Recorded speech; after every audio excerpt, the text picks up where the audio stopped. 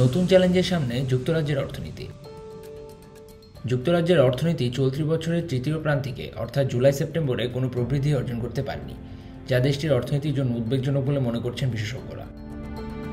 সরকারি পরিসংখ্যান অনুযায়ী স্থবির হয়ে রয়েছে অবস্থায় বিনিয়োগ, ভোক্তা, ব্যয় ও উৎপাদন খাত, যার নেতিবাচক প্রভাব পড়েছে পুরো অর্থনীতিতে। যুক্তরাজ্যের জাতীয় পরিসংখ্যান অফিস জানিয়েছে, তৃতীয় প্রান্তিকে দেশটির জিডিপির বৃদ্ধির লক্ষণ দেখায়নি। আগের প্রান্তিকে সামান্য প্রবৃদ্ধি হলেও মুদ্রাস্ফীতি নিয়ন্ত্রণে কঠোর আর্থিক নীতি ও উচ্চ সুদের হার অর্থনীতিকে সংকুচিত করে তুলেছে। অর্থনৈতিক বিশেষজ্ঞদের মতে, ক্রমবর্ধমান মুদ্রাস্ফীতি ভোক্তা ব্যয় কমিয়ে দিয়েছে ও ব্যবসাগুলো নতুন বিনিয়োগে অনীহা দেখাচ্ছে। তার উপর জ্বালানির মূল্য বৃদ্ধি ও শ্রম বাজারের সংকটও অর্থনৈতিক প্রবৃদ্ধির উপর নেতিবাচক প্রভাব ফেলছে। বর্তমানে যুক্তরাজ্যের মুদ্রাস্ফীতির হার এখনও কেন্দ্রীয় ব্যাংকের লক্ষ্যমাত্রা 2% বেশি। ব্যাংক অফ ইংল্যান্ড মুদ্রাস্ফীতি নিয়ন্ত্রণে সুদের হার 5.25% উন্নীত করেছে, যা ঋণ গ্রহণের খরচ বৃদ্ধি করে অর্থনীতিতে চাহিদা কমিয়ে দিয়েছে। ব্যাংক অফ ইংল্যান্ডের গভর্নর অ্যান্ড্রু বেইলি বলেছেন, প্রাথমিক লক্ষ্য মুদ্রাস্ফীতিকে নিয়ন্ত্রণে আনবে, তবে এই প্রক্রিয়ায় অর্থনীতিতে কিছুটা চাপ তৈরি হওয়াটা স্বাভাবিক।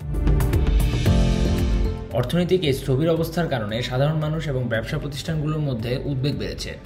ভোক্তাদের আয় বৃদ্ধি না পাওয়ায় তাদের ব্যয় ক্ষমতা হ্রাস পেয়েছে। অন্যদিকে ক্ষুদ্র ও মাঝারি শিল্পগুলো উচ্চ সুদের হার ও উৎপাদন খরচ বৃদ্ধির কারণে তাদের কার্যক্রম সীমিত করেছে। যুক্তরাজ্যের অর্থমন্ত্রী জেরেমি হান্ট এক বিবৃতিতে জানিয়েছেন, অর্থনীতির এই অবস্থাকে তারা হালকাভাবে নিচ্ছেন না। টেকসই প্রবৃদ্ধি নিশ্চিত করতে দীর্ঘমেয়াদী নীতি গ্রহণ করার কথাও বলেছেন তিনি। বিশ্বব্যাংক ও IMF এর অর্থনীতিবিদরা মনে করছেন, যুক্তরাজ্যের অর্থনীতি দীর্ঘমেয়াদে চ্যালেঞ্জের মুখে পড়তে পারে যদি কাঠামোগত সংস্কার ও সঠিক নীতি গ্রহণে দেরি করা হয়। এছাড়া ব্রেক্সিট পরবর্তী আমদানি রপ্তানি খাতে জটিলতাও প্রবৃদ্ধি বাধাগ্রস্ত করছে। অর্থনীতিবিদরা পরামর্শ দিচ্ছেন, নতুন কর্মসংস্থান তৈরি, ব্যবসায়ীদের জন্য কর সুবিধা এবং উদ্ভাবনী খাতে বিনিয়োগ বৃদ্ধির মাধ্যমে যুক্তরাজ্যের অর্থনীতিকে পুনরুজ্জীবিত করা সম্ভব। তবে মুদ্রাস্ফীতি নিয়ন্ত্রণ ও প্রবৃদ্ধির মাধ্যমে ভারসাম্য রক্ষা করাই হবে সরকারের সবচেয়ে বড় চ্যালেঞ্জ। ফারদিন অর্প, ঢাকা ওয়েস্ট।